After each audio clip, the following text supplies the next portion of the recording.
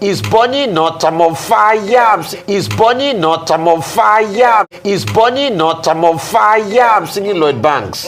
Who's gonna stop? So guys, every day is news story in Nigeria, and this one is really a pathetic one.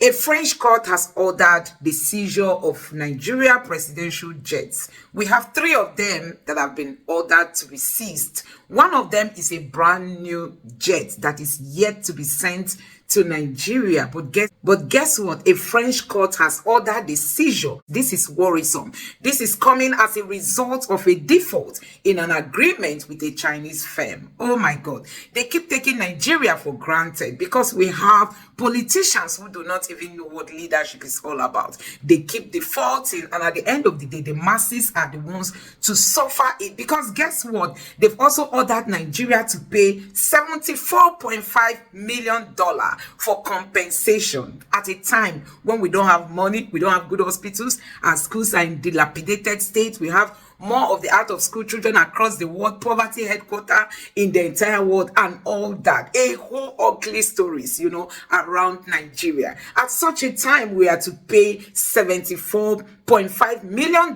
as compensation to this Chinese firm. Nigerians, when are we going to come out from all this mess? Who is going to save us? You can imagine the audacity of this Chinese firm. Now a French court has ruled that our presidential jets should be seized, including a brand new one, for a country that is struggling to survive. At the Revenue Mobilization, Allocation and Fiscal Commission on Tuesday, that senators occupying legislative seats in the Red Chamber earned 1 million naira as salary and allowances per month. A senator representing Kano South, Kwawu Somalia, on Wednesday countered the commission, saying that he receives 21 million naira as running cost monthly. The chairman of the Revenue Mobilization, Allocation and Fiscal Commission, Shehu Mohammed, had insisted during an Arise exclusive interview that according to the law, the senators earn 1.06 million naira monthly as salary and allowances. Well, let's take a listen before we come back for a discussion. A senator of the Federal Republic of Nigeria earns 12,766,320 naira, which translates into 1.063 million naira monthly. That's what the law is. I'm not saying what he say is not true, but I'm telling you what is in the law, what we did, what is in existence. This is something that you see it in the newspapers that somebody alleges that they get this amount, that amount. Every time online, you see different figures. Even my friends, they send some of this information to me that a senator earns this, he earns that, but may not necessarily be the truth. As far as I know, as far as the commission is concerned, this is what is in the law. This is what I believe the government is paying the senators and members of House of Representatives. All right, this is a complete indictment, really. I mean, we are here, we are seeing, Ramfac Chair saying that it's the law. I mean, does it fall within his purview to also do that sort of investigation? Because he has said it. We see so many figures bandied around. Kano Senator, we hail you. He said 21 million naira in allowances. Rufi, you are on fire, yes. I'm on fire. Up in here is Bonnie not. I'm on fire. I'm singing Lloyd Banks. Who's going to stop me? Oji, I said it yesterday. You did. It made no practical sense what the Ramfac chief was saying. 1 million naira. So politicians that I knew of somebody that ran for Senate in 2019. He didn't get it in the end. He had expended over 200 million. I knew people that sold their houses in Lekki to run for Senate, cumulatively close to $1 billion. And you think they're going to run for that just to be able to get $1 million a month, which is not up to the amount they will rent out their BQ in Lekki? Are you kidding me? It's not possible. And I was vindicated. I was totally vindicated. So the Ramfac chief does not know what he's saying. Practical reality, senator that is earning the money, that is getting the bank alert napakam, let me know the bounce, bank alert napakam, is 21 million. We're having too much but the shocking thing is, Oji, Professors are earning less than $1 million in this country. We struggle to get 70,000 minimum wage. Doctors are earning far less. Farmers are earning far less. But people that only need a primary school certificate, a lot of violence, and political favorite can earn 21 million because they're senators of the Federal Republic. We need to rejig things because it's not sustainable. And the country can't continue to run this way. So Orji also, I was correct that money is even chicken feed for some of their girlfriends. A man that earns 21 million can decide to give a woman 1 million. Well, I was listening to your newspaper review earlier. If you can pull up Daily Trust newspaper, what did that article say? If you can pull that up, I believe that they were saying senators' monthly pay hits 2 billion, and it also needs real scrutiny at this point. I think that Daily Trust did well in that with that caption, just to, highlight that plight. And we have been talking about cutting the cost of governance. The senators, something's got to give. I think that's my new language now for this era. Something's got to give. Well, Nigerians have been reacting to a Premium Times report alleging that a French court has authorized the seizure of 3 presidential jets linked to the federal government of Nigeria. 2 of the jets are said to be part of the Nigerian Presidential Air Fleet, which were reported to be put up for sale, while the third is an Airbus 330, which was purchased by Nigeria but yet to be delivered. Well, according to the report, the presidential jets were reportedly seized after an application by a Chinese company whose export processing zone management contract was revoked by the Osun state government in 2016. A court had awarded about $74.5 million in compensation. I mean, which kind wahala be this? A lot of people have reacted on social media. Let me just take this from Okpeoluwa, who wrote, well, moving forward, if a state must go into an agreement, contract with a foreign partner, it must be sanctioned by the federal government or the OAGF, that's the Attorney General of the Federation. If the agreement must be cancelled, it must be with the explicit consent of the federal government and the OAGF. Which kind wahala be this? That was the tweet that I found. But the federal government at this point is having to, pay for what the state government has, accrued. But we need to hear from the Ogun state government as to the reason why that, Chinese contract was revoked. We also need to hear from the federal government as to what was supposed to have been done in order to avert this sort of embarrassment for Nigeria, according to the news that is being bandied around now. Yeah, this is an embarrassing story, and I have to give context that this happened in 2016, so it's not the current administration in Ogun State that's responsible for this. However, governance is a continuum. So whether or not it was in 2016, and this is why we keep emphasizing on leadership, because a decision made by a particular administration could have far-reaching effects even down the line,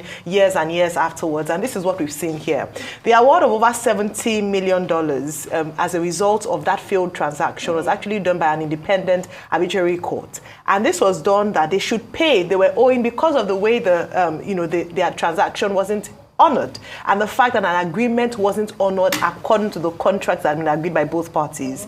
Years down the line, sometimes we feel that when it comes to judgment and courts, the way we do it anyhow in Nigeria, whereby you can choose to honor or dishonor a particular judgment, you can do it with international bodies. It's not the same anywhere. And so now these 3 aircraft are being held as almost collateral, and the judgment is that until Ogun State honors and pays the bailiff to the tune of about $76 million, they won't release the aircraft. And now the federal government is suffering from a decision and bad administration, bad judgment by a particular administration. This is not the only thing. Remember the P&ID case? We've had a number of cases like this where we almost bury our heads in the sand and then we have to pay years and years later for it. I can't imagine the interest that accrued on this over the years, and now we are having to pay. Where is the money to pay for it, OG?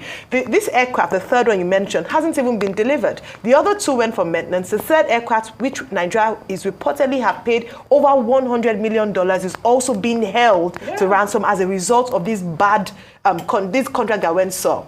So like you mentioned, we have to hear from the Ogun State government as to why they didn't, what happened. So we get the true picture of things, but to be honest, the court had ruled. Yes. So the court had the opportunity to hear both sides of the story and ruled in favor of Zhang Jun, which is a Chinese company. Yes. So maybe let's start paying off the debts. 74. That's just the penalty. Million so they've kidnapped dollars. They've They're kidnapped holding them ransom. Yes, they're holding it. They're holding it. Three. Shake body. Yes. Just like that, Rufai. Is it the president when they want to go and say? Well, we don't know. I believe one of them that they said that has not yet been delivered is probably the one in contention. One of them. So they said jet, not yours. So what we bought it? They've kidnapped. All right, $74.5 million is what they're asking. Well, according to the report. Well, speaking about court papers, the governor of Kano State, Abba Yusuf, on Wednesday said suspected hoodlums took away documents of alleged corruption cases against Abdullahi Ganduje, the national chairman of the All Progressives Congress, during the End Bad Governance protest. The governor made the allegations while addressing the damage done to the court on Wednesday. He described those who took away the court documents as enemies of Kano. Ganduje, who was a former governor of Kano, is facing graft allegations levied against him, as well as members of his family and associates. Wahala upon wahala upon wahala. Now they're saying that his court documents were stolen by hoodlums. I mean, we did see in Kano State, there were all those buildings that were being burned, even a library. Some young people went in there and stole everything except for books, according to reports. Yeah. But I mean, this is what we are hearing. Our favorite Nigerian. OG, when I read the report, they said that it was mischievously planned. It was an intentional plan to go in there and specifically take these documents. So it certainly can't be random hoodlums off the street who suddenly knew that in this office, in this corner of the office, these exact documents would exist.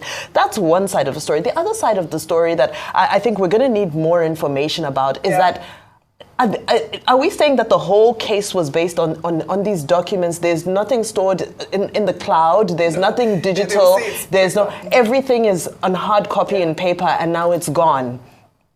Is a very concerning development, concerning this. So when I saw the story, I just said, the thing is, historical antecedent says that when this happens, people get away with it, right? So now, sometimes there's a fire, sometimes there's a snake that swallows, all of these things recur. And the thing is, we move on so quickly and nobody looks back. So those documents must be found because he too, Abdullahi Ganduje, also needs to clear his name. Absolutely. There's these allegations I stand against him and his family, his wife and his son. Yeah. So efforts should be made to find these documents because he also is innocent until proven guilty. So he must have his day in court so so he should join with the government of Kano State to find these documents wherever they are with these mischievous alleged hoodlums who knew their way around the court. Really, you should join them to find the Yes, so that he can clear his name. Our favorite Nigerian wife has charged Abdullahi Ganduje and the governor of Kano State to find those hoodlums. So those hoodlums have to be found. Are you saying the efforts of the hoodlums are to be in vain? Yes, well, of course. That is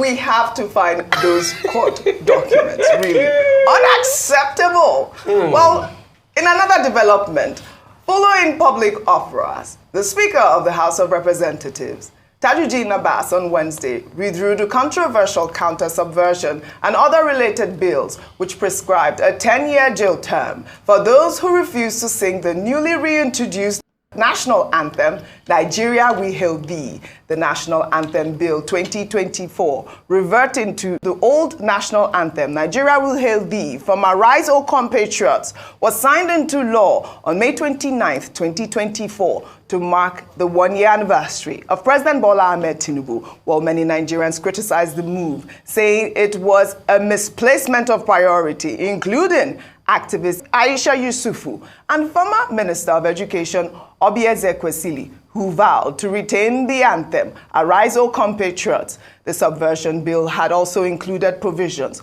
for fines and imprisonment for other acts deemed subversive, such as defacing places of worship or undermining the federal government. Or users on social media argued that the bill is draconian and oppressive, while supporters believe it promotes patriotism. I mean, we have, talked about this bill at length, but it's good that, the Speaker has acknowledged the significance of the concerns of the people and, what the bill will signify, because he says that he's reaffirming his support, that he'll never support an action that will disrupt peace and unity from our nation. Let me take Aisha Yusufu's tweet.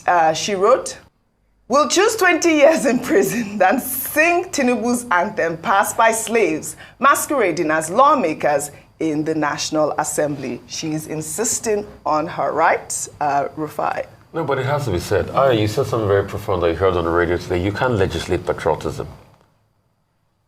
We encourage people to be patriotic, but you can also legislate patriotism. Yes. So you're asking, in a country where the lawmakers are earning so much, what they are always concerned about is how to punish people that are showing dissent, and you've never asked them the reason for their dissent. They hurriedly passed the new national anthem bill as against every convention possible. People are showing dissent, so you can't engage with them in their dissent, so you're trying to look for a bill to be able to punish them. So if the bill had not leaked, you hurriedly pass it again, so that you will not bring it out and say it's in the law. If you don't sing, it will punish you. Why is it always against the people? These guys don't even know the history of what they call a parliament. Parlement, it comes from the French, means to speak for the people. But you are always speaking for yourselves on your big fat salaries. How many days have you put forward bills to solve the hunger and the poverty in the land? After the hunger protest, we thought these lawmakers will have passed the hunger bill. Then what do we see? We see a circus every time. This was the same government, and I'm by extension back to that story, but this was the same government that kept on saying, we know people are going to hijack the protest. So it's obvious that political actors hijack the protest now in such a way that they've burnt court records so that people will not be indicted for their crime.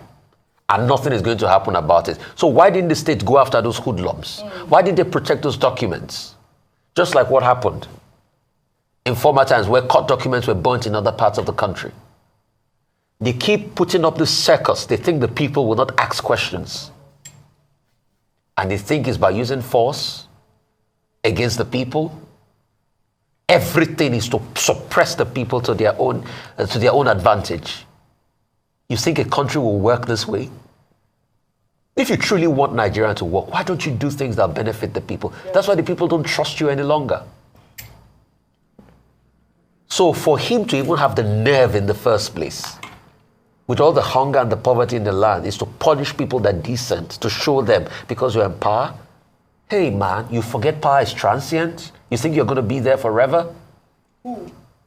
Whoever sponsored this bill. The Speaker of the House. The Speaker. You think power is forever? Don't you know it's transient? Where are the people that were there yesterday?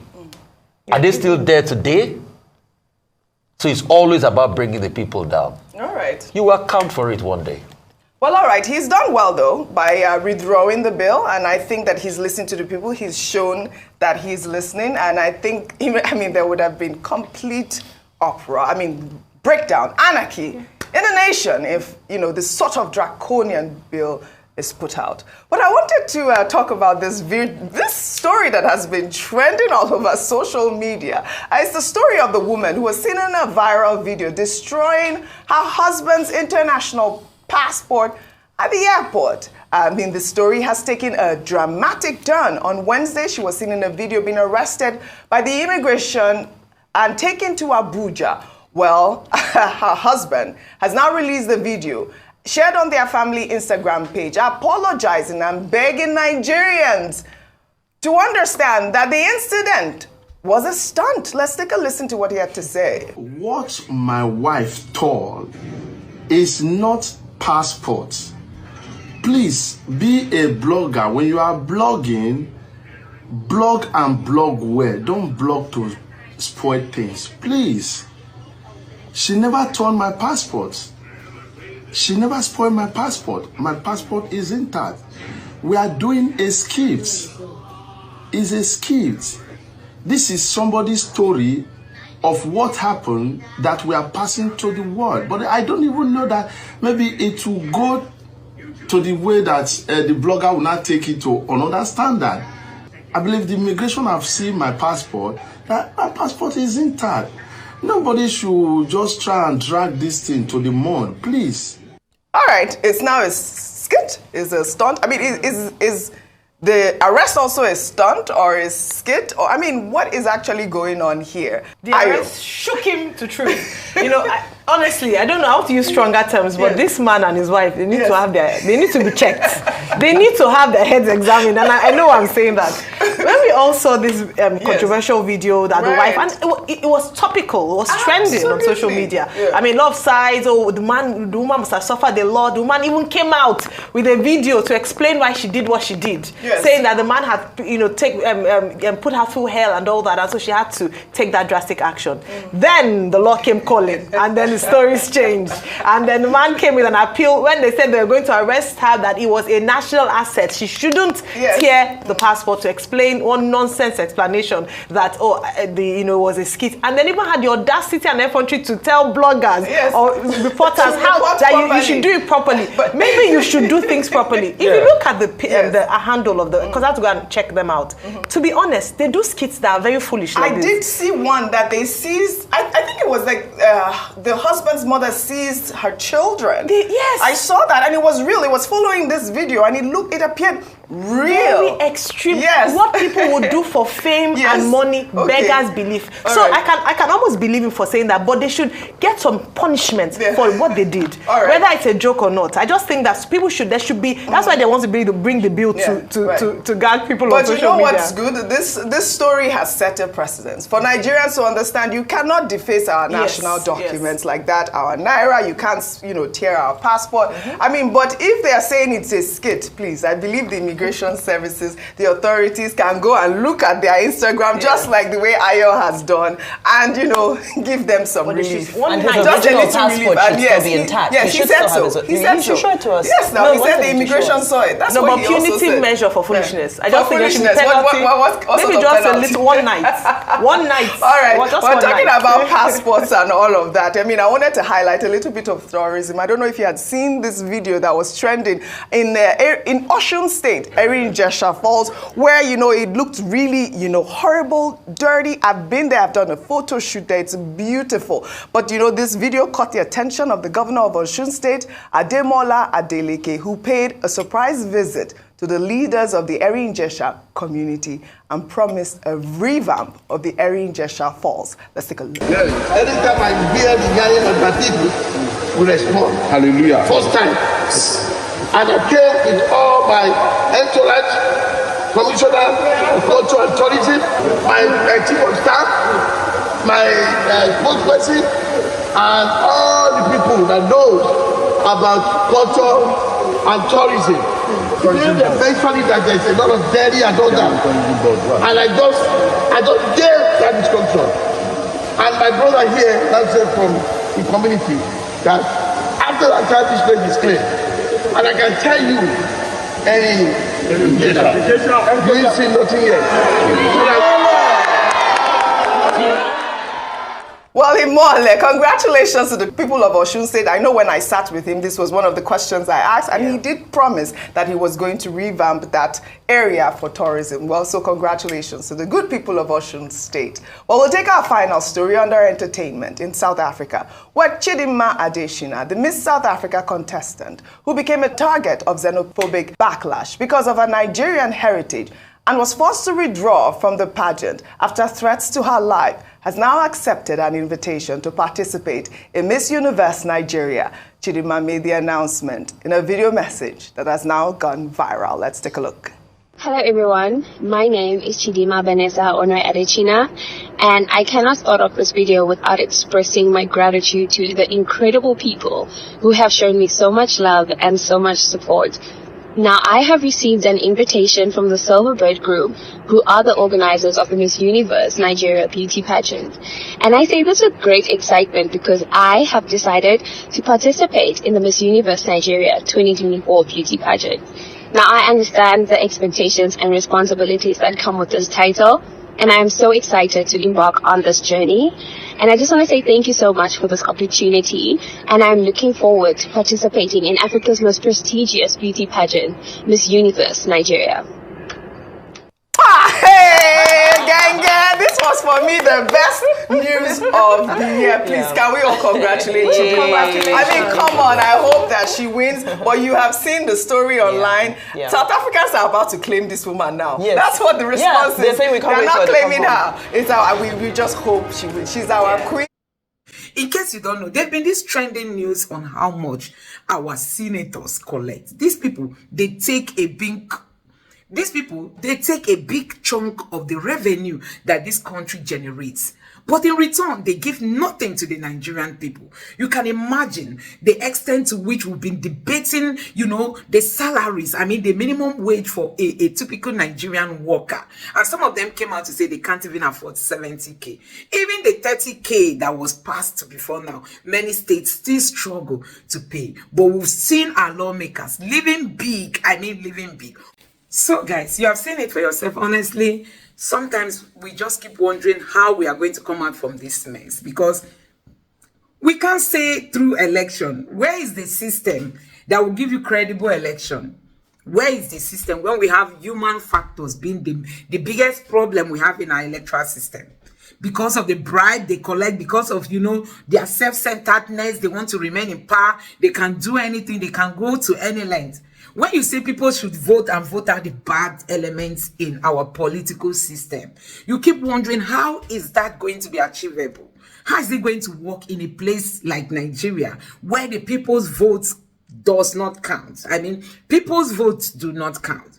We saw what happened in the last election. All of a sudden, they saw that Tinubu was going to lose that election. And Buhari didn't want to be that president who handed over to an Igbo president. And also, having a Fulani man as the INEC chairman, guess what? They felt it was a big time, a big opportunity for them to betray the Nigerian populace. And they came up with glitch, that they had glitch, and that glitch prevented Nigeria from transmitting results real time as they told us. We all saw what happened in South Africa lately. Recently, South Africa had an election. Even Kenya, we've seen the level of transparency, the level of, improvement these people are attaining every day and every year. But when it comes to Nigeria, we only keep going backwards.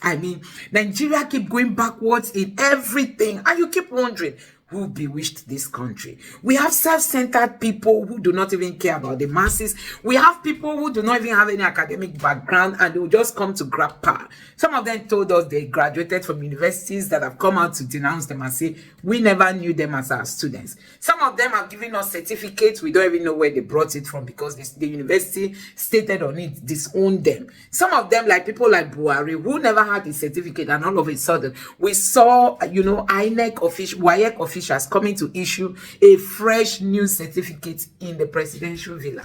So a whole lot has been going on in this country. And I tell you, the mess is huge when it comes to trying to clean it up. It's huge to the point that as a Nigerian, you don't even know where to start from. You don't know where to start from. When we say election is the only way, because some of them, like we say, we saw Mr. Alake who came out to say regime change, that if you want to remove Tinubu, wait for the next election. As if it's going to be free and fair. As if they are not going to buy the entire system. As if they are not going to manipulate even the electoral laws that they are the ones reforming and signing. As if they are going to stick to what they say. Nigeria is in a whole total mess. We don't know how to start getting rid of this bunch of, political leaders who do not even understand what leadership is all about. But nevertheless, we are not going to give up. It to just take time. It might take time, but guess what? We are going to get there, because we can't just allow this country to keep wallowing. Look at what is happening in Nigeria. Everywhere poverty. Businesses are struggling to survive. Look at where Q has come back to Nigeria, a country that produces oil but does not have a refinery. They keep frustrating plans to set up refineries in Nigeria because they want to keep importing. If they should set up a refinery, some businesses will close up, because that's the only way they get their money, importing fuel. And this is not helping Nigeria, but for the fact that it is going to stop them from eating, it is better Nigerians suffer instead of few people to suffer. Let the entire Nigeria suffer. That is where we are. So guys, a whole lot is happening in this country, and we can't just but keep speaking, hoping that one day, The opportunity to get rid of all these bad eggs will be made available so that Nigeria can breathe. You can imagine the giant of Africa. You can imagine this unique country, blessed and rich, richer than some of the wealthiest countries we have today. Nigeria is very rich. Look at the mineral resources. Look at the human capital, the population. Look at, oh God, so many things that this country is blessed with. But because we have poor leaders, we have poor management, that is what is making this country to sink. But I think this is time for us to start speaking up, encouraging ourselves, not giving up. For those of us that think, oh, because elections do not work in Nigeria, you will not vote again. That is already a sign of defeat. You've accepted defeat. But because we are going to fight this fight to the end, I urge everybody to just keep hoping that one day all these bad eggs will be gotten rid of so that this country can breathe with a huge opportunity and huge, talent that we have in this country. But because of poor leadership and poor, management, they've not allowed Nigerians to shine. But I tell you, the time is now, and we can't wait but to get rid of all these bad eggs so that this country can get some level of relief. Let me know what you think about this in the comment section below. Please don't forget to subscribe to my channel, turn on the notification bell. Thank you.